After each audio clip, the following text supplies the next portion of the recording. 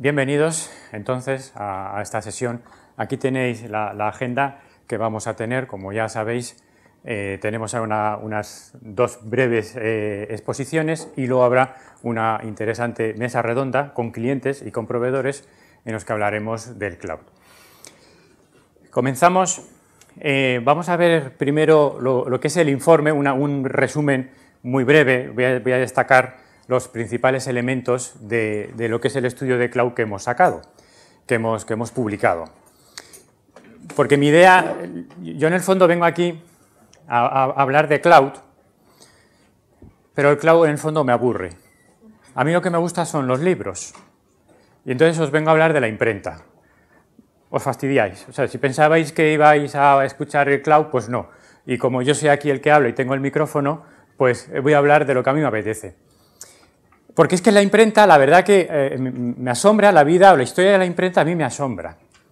Porque claro, al principio pues teníamos los monjes que escribían libros a mano, y si un rey quería tener un libro, hablaba con un monasterio y ahí había una fila enorme de monjes, se me va la cabeza, había una fila enorme de monjes escribiendo. Pero un día vino la imprenta y lo cambió todo, porque ahora ya no había que recurrir a los monjes. Ahora, si querías imprimir un libro, lo mandabas a la imprenta. Y uno decía, ¿y dónde está la imprenta? En Maguncia. ¿Y dónde está Maguncia? No sé, ¿a ti qué te importa? ¿Qué más da dónde esté Maguncia? ¿Qué más da dónde esté la nube? Perdón, ¿dónde esté la imprenta? Tú mandas el libro y el libro te lo imprimen. Era fantástica, era fantástica. La imprenta es lo que de verdad importa, no la nube. Así ocurrió que, en el fondo, los primeros libros fueron a la imprenta, pero los reyes no les interesaba mucho el ir a la imprenta. Los reyes, ¿no?, los poderosos, los que tenían los castillos, los que tenían grandes presupuestos, seguían yendo a los monasterios, porque ahí está lo seguro, porque eso es lo que de verdad funciona, los monjes escribiendo. Como por ejemplo tenemos aquí un breviario de Isabel la Católica que está escrito a mano, hacia mitad del siglo XV, cuando salió la imprenta. Pues mirad qué casualidad que eso ocurre en la nube. Porque en la nube, ahora mismo, los que están, aquí tenemos el presupuesto que tenemos, lo que dedican las corporaciones a la nube, dependiendo de su nivel de facturación. Resulta que las grandes corporaciones, como los grandes reyes en aquella época, que iban al monasterio, pues aquí siguen yendo al CPD. Porque es lo que funciona, hombre. Que es lo que funciona. Sin embargo, los que facturan menos, los que tienen menos facturación, las empresas un poco más pequeñas, que son estas que aparecen aquí arriba, son las que se atreven más a ir a la nube. Claro, los pequeños escritores, ¿no?, que no tienen medios, vamos a la nube, pero los reyes siguen yendo a los monjes escribiendo. También ocurrió con la imprenta, que es maravilloso, ¿no? O sea, este señor, ¿sabéis quién es? No es Gutenberg, no, es Johann Fust, el dueño de la imprenta de Gutenberg, porque Gutenberg tenía ideas pero no tenía dinero, como me pasa a mí. Bueno, eso no aplica ahora, ¿no? El caso es que Gutenberg tenía ideas pero no tenía dinero y fue a Johann Fust le dio dinero. En el fondo, la imprenta era de un señor privado, pero podemos decir que la imprenta era pública, porque tú llevabas ahí tu manuscrito y te lo imprimía, iba otro y te lo imprimía, iba otro y te lo imprimía. Era pública, pero ¿tuvo éxito la imprenta pública al principio? Pues no. Por eso los incunables son desde mitad del siglo XV hasta principios del siglo XVI, para dar mucho tiempo para tener libros impresos. Aquí os enseño el primer libro ya formalmente impreso, con paginación, con nombre de imprenta, con fecha, ya lo que se dice un libro de verdad, porque la primera Biblia que sacó, pues bueno, sí, la sacó, pero no tenía ni número de página, ¿no?, ni pie de página, ni nada. Eso vamos, hoy cosa que hacemos con un Word, el pobre Gutenberg no lo pudo hacer. Pero tuvo que pasar mucho tiempo hasta que se empezaran a utilizar de manera asidua las imprentas, que sería como la nube pública. Pues eso ocurre ahora. No vamos a la nube pública tanto como se dice. Lo veis aquí, la parte, las líneas azules y líneas rojas, en el fondo es nube privada. Casi todos los servicios están en nube privada. Hay algo de nube pública, que es la parte final, las líneas verdes, pero es lo que menos hay. ¿Qué solución intermedia estamos teniendo? La nube híbrida. Pero sí que es verdad que a día de hoy casi todo lo tenemos en nube privada. Cuando decimos nube privada, pues puede ser en casa de un proveedor, que yo tenga ahí mi nube, pero está en casa del proveedor o parte en mis instalaciones, pero solamente para mí. Hay parte de nube mixta o de nube híbrida y un poquito de nube pública. Principalmente la nube pública la estamos usando para aquellos servicios que ya están, que se ven como más normales en nube pública, como por ejemplo el correo electrónico o algunos servicios de aplicaciones. Esos sí pueden ir a nube pública, pero todavía seguimos en nube privada, como le pasó en la imprenta. Por eso me gusta tanto la imprenta. ¿Qué más pasó en la imprenta? Claro, ¿cómo se paga un libro? Por hojas. Cervantes se arruinó.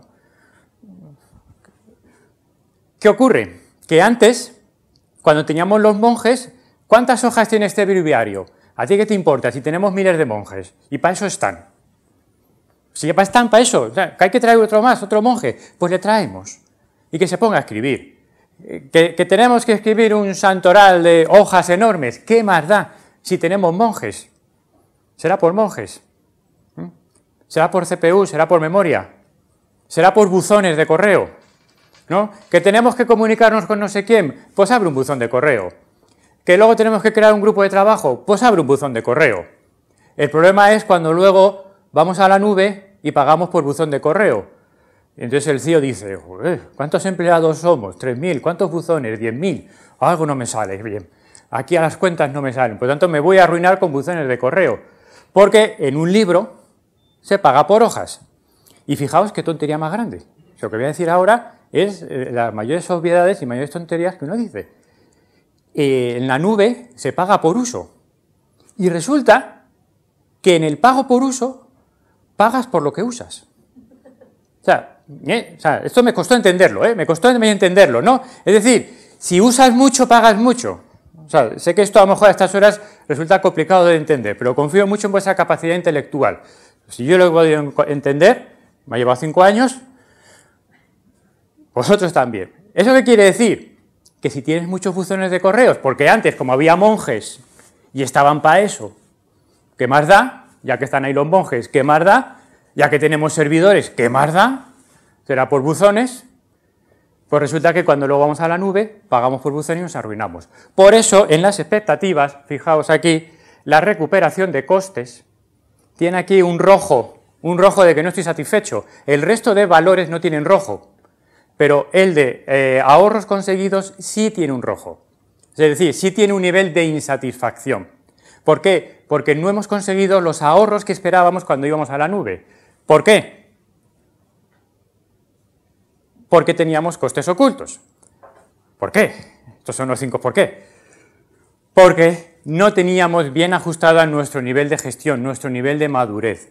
Y cuando uno va a la nube, luego empiezan a salir todas estas cosas que se van pagando por uso.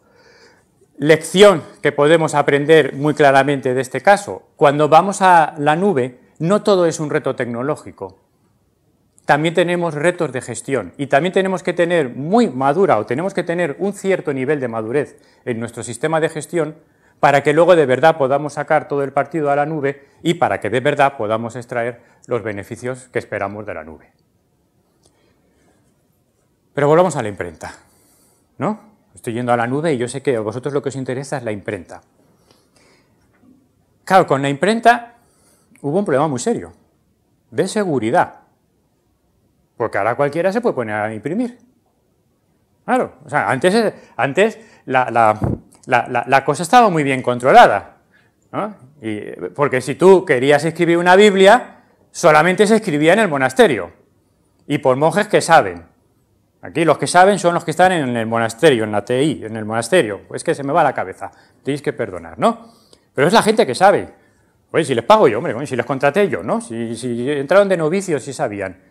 Pero claro, viene a la imprenta y ahora cualquiera se puede poner a imprimir una Biblia. Por eso se sacó el índice. El índice, que es este libro que tenéis aquí, es la portada del índice. El índice es el índice, el nombre, la colección de libros prohibidos, que no se pueden leer, y que si los imprimes te matan, porque se dieron cuenta que la imprenta era un peligro. Dijeron, ahora cualquiera puede imprimir. Claro, ¿qué pasa con la nube? Entonces ahora cualquiera entra. Ahora, como no sé dónde está Maguncia, y como no me importa dónde está Maguncia, que luego por eso lo preguntaré al final de la sesión, ¿dónde está Maguncia? Ya podéis mirarlo en Wikipedia. Pues había un problema de seguridad. ¿Ha sido tanto el problema de seguridad? No. No ha sido tanto el problema de seguridad. Aquí tenéis dos gráficas en las que se les pregunta qué problemas se esperaban, lo que tenemos aquí a la izquierda, y aquí qué problemas se encontraron después de ir a la nube. Y lo que vemos es, la parte de seguridad está abajo. Al principio se decía un 91% de los encuestados, como se suele decir, que queda muy bien, decían voy a tener problemas de seguridad. Sin embargo, luego realmente fue un 82% los que percibieron, podemos decir, sigue siendo un porcentaje elevado, pero era mucho menos de lo que se esperaba. La idea que sacamos de esta gráfica, que se puede ver con más detalle en el manual, es que se prevén muchos problemas cuando uno va a la nube, problemas de ANS, problemas de relación con el proveedor, problemas de seguridad, se prevén muchos problemas, pero luego resulta que no hay tantos problemas. Y en el caso de seguridad hay menos problemas de los que se esperaba.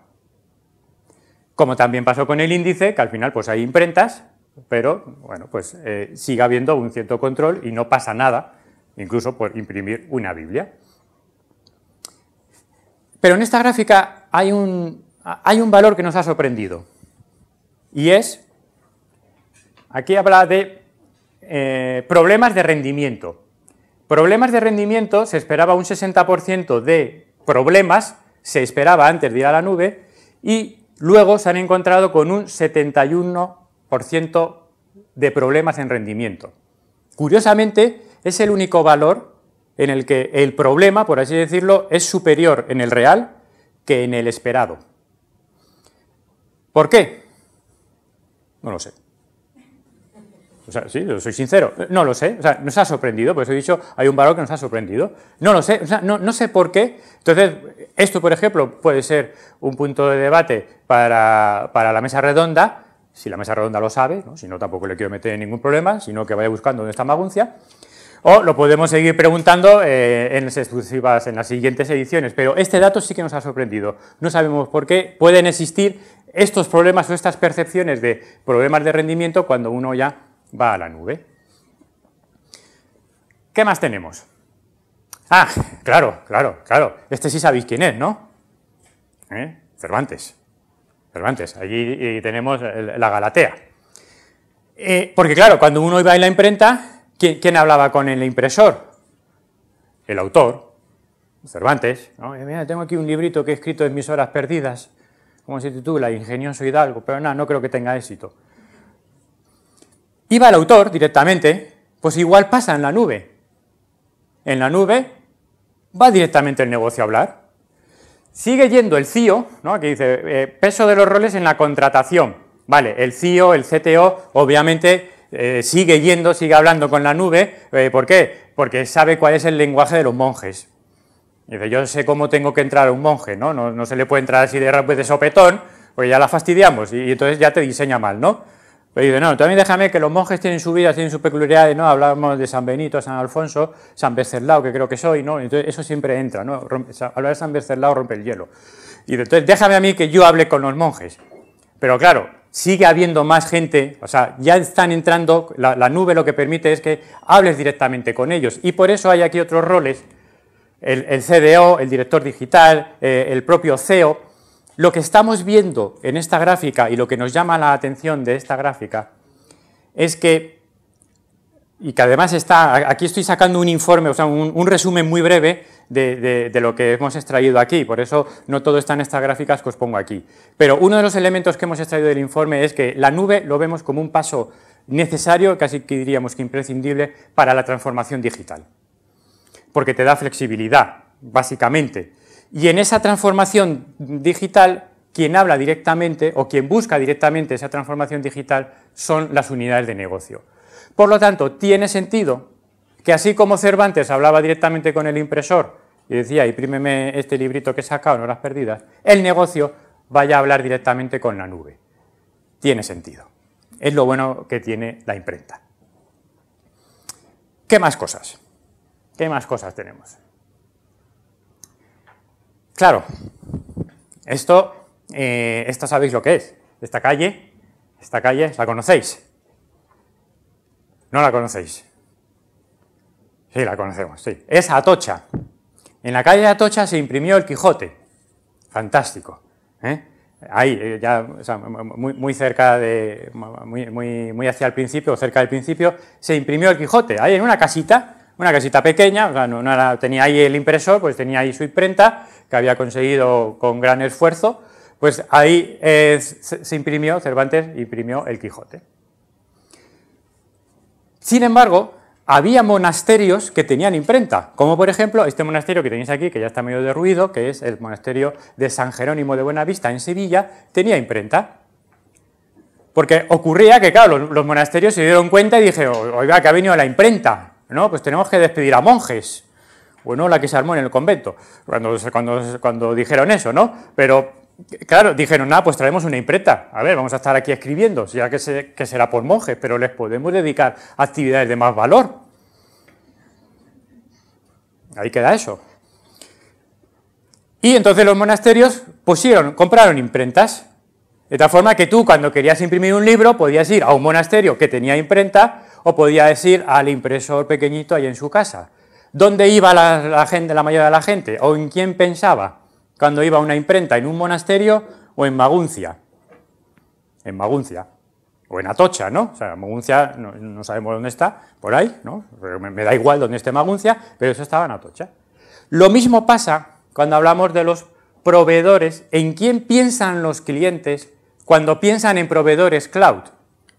Aquí no estamos diciendo que sean mejores o peores proveedores, sino cuando se le dice a un cliente, bueno, pues si usted va a ir a la nube, ¿en qué proveedor va a pensar? ¿Qué es lo que ocurre? Que piensa en los que podemos decir que han nacido en la nube o que están más cercanos en la nube, como era antiguamente el impresor, que había montado ya su imprenta y que partía de cero de la imprenta.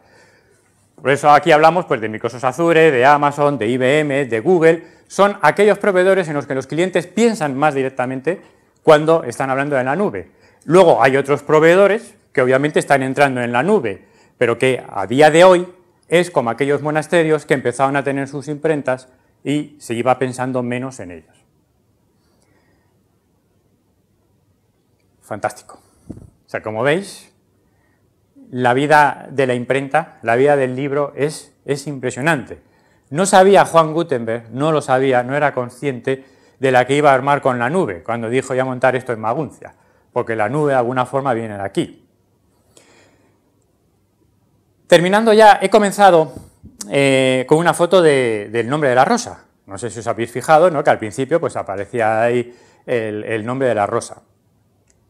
Sabéis que en el nombre de la rosa hay un monje muy enfadado, porque no quiere que nadie se ría. Porque dice, este monje, que un monje no debe reír, porque solo los tontos levantan la voz en carcajadas.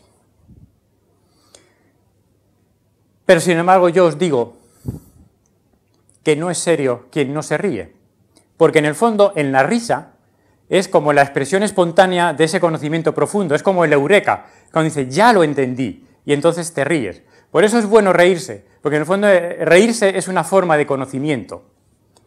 Cuando terminemos esta sesión, tendremos mucho más conocimiento sobre la nube, y por lo tanto nos podremos reír de la nube, pero no reír en forma de guasa, en forma de burla, sino reír porque la habremos conocido y comprendido perfectamente.